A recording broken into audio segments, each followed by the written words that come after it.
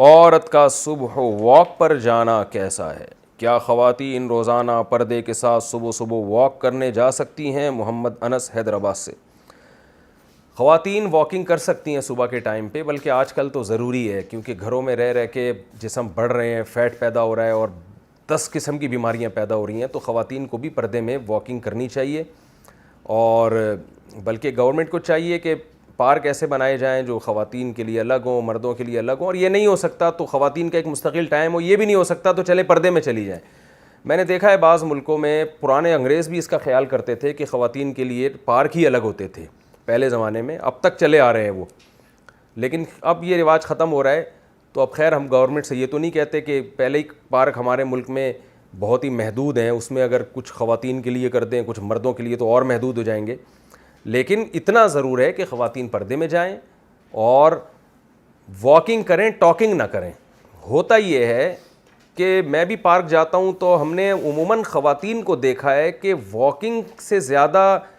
میں ان خواتین کی بات کر رہا ہوں جو میرا یہ مسائل کا سیشن نہیں سن رہی، یہ ذہن میں رکھیں،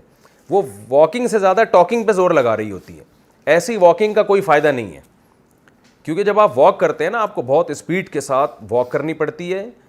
اور کافی دیر تک کرنی پڑتی ہے، اور بار بار یعنی صبح کے وقت میں آپ سانس اپنے لنگس میں لے کے جائیں اچھی طرح سے، پھر باہر نکالیں، اس سے فائدہ ہوتا ہے۔ گپ شپ لگاتے ہوئے انسان تیز رفتاری سے چل نہیں سکتا، اس کا دماغ پھر مختلف مسائل کی طرف جاتا ہے، جو واک کا بنیادی مقصد ہے وہ ٹاک کے ساتھ حاصل نہیں ہو سکتا۔ تو اس لیے واکنگ کرنی چاہیے، لیکن واکنگ ہو وہ، اس میں گپ شپ اور یہ سب چیزیں، اس کا پہلو ذرا کم کر دینا چاہیے۔ آپ بلکہ مرد بھی کر رہے ہیں آج کل، میں مردوں کو بھی دیکھتا ہوں کہ وہ بھی گپ شپ لگا رہے ہوتے ہیں واکنگ کے دوران۔ بھائی چھوڑ دو، ابھی باتیں بہت کر لی ہیں یار، سارا دن دفتر میں جا کے بھی باتیں کرنی ہے، کام کون سا کرنا ہوتا ہے؟ پھر آپ نے جو ہے وہ